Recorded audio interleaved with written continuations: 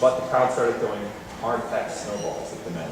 They started throwing sticks and clubs.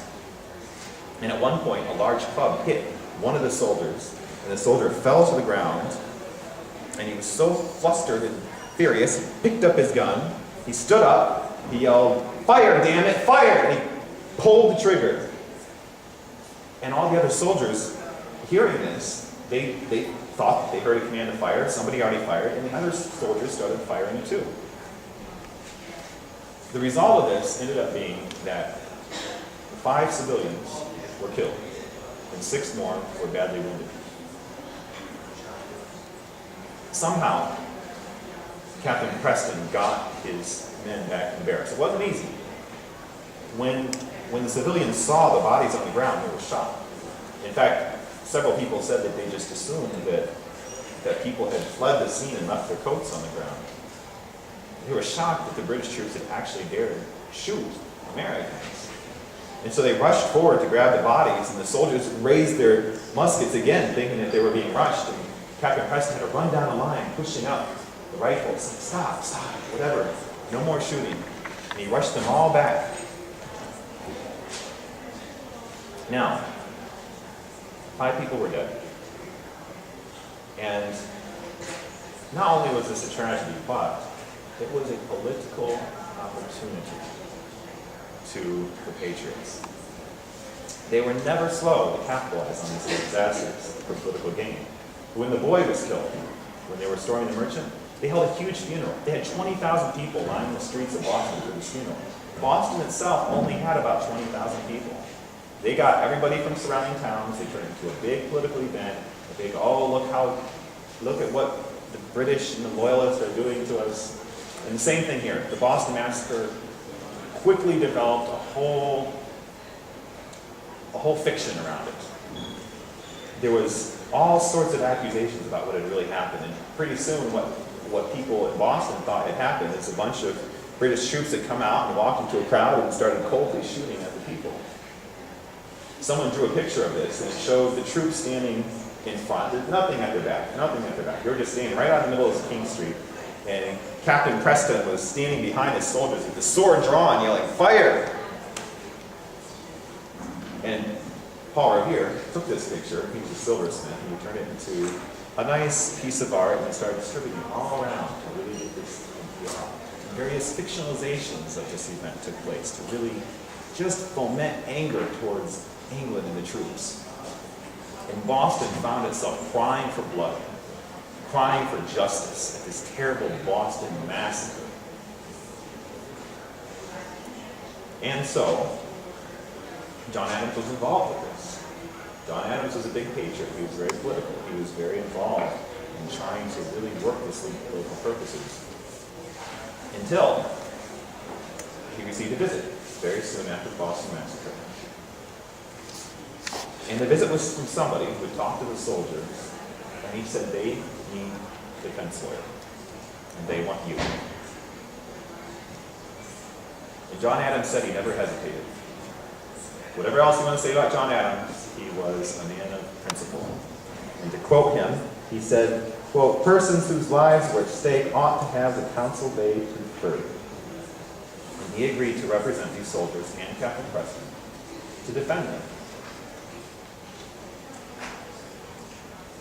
So, the court decided that what they'd do is they would try the captain and the soldiers separately.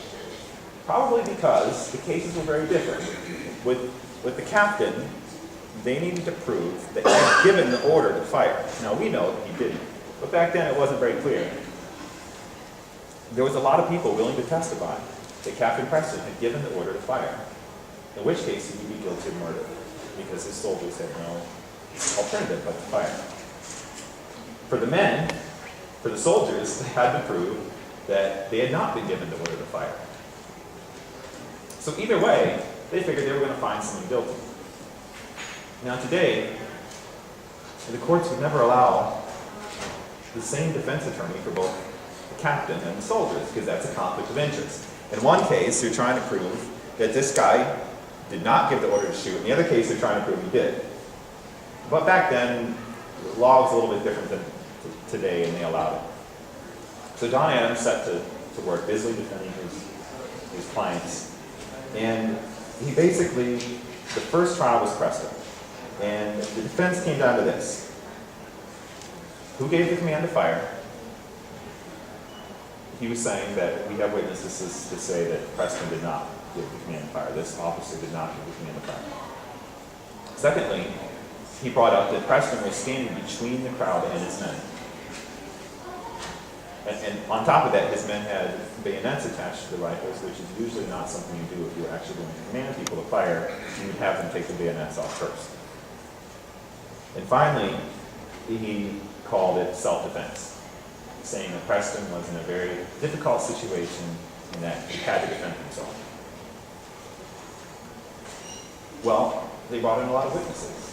A lot of witnesses said, actually, Preston did give the command to fire. I saw him do it. But other witnesses said, well, I was actually standing right next to Colonel Preston. He was facing me when the command to fire was given, and I didn't see him do it. And in the end, there was more witnesses that said that he didn't do it than they said that he did. So they came back with not guilty. The closest that Adams came to losing this case was that the prosecutor got up and said, look, if you want to argue self-defense, if you want to say that Preston's life was being threatened so you can't convict him of murder, and you can't also say that he was standing between his troops and the crowd. If the crowd was that threatening, then he would be behind his troops. Still, there was reasonable doubt. There was reasonable doubt that Captain Preston had given order to fire, so he was let off.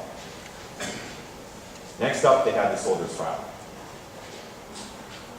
It was a little bit nerve-wracking after the not guilty plea came down for Preston. John Adams was being accused of all sorts of things by the people in Boston. They kind of wondered why John Adams, this great patriot, would go over to the other side like this. And John Adams, he could argue all he wanted, but it still looked bad. And they were afraid that after this verdict came down, there'd be some rioting, some fighting, but no. None of that. Actually, the people said, well, you know, the officers were never really that bad to us. It was the soldiers. It's the soldiers we hate. The officers, yeah, we didn't really like them much. The soldiers were taking our jobs. The soldiers were mean to us. The soldiers were putting bayonets in our face. We want the soldiers. We want them to hang. So John Adams went to the next case of the soldiers with a very similar argument, saying this was self-defense. The crowd was hostile. We have witnesses. The witnesses got up and they said people were yelling at the soldiers. They were saying, fire, fire. They were calling them lobsters. They were yelling at them, threatening to kill them. They were saying, let's all rush them together and kill them. And you had all these witnesses saying this crowd was very unruly. Even the prosecution. Even the prosecution who was trying to convict these men of murder had witnesses come up and say, oh yeah, that crowd was really something. That crowd was yelling. That crowd was threatening them. So John Adams got up and said,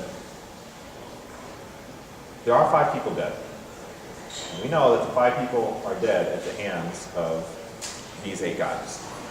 But if you're going to convict murder, you have to say a specific soldier killed a specific person.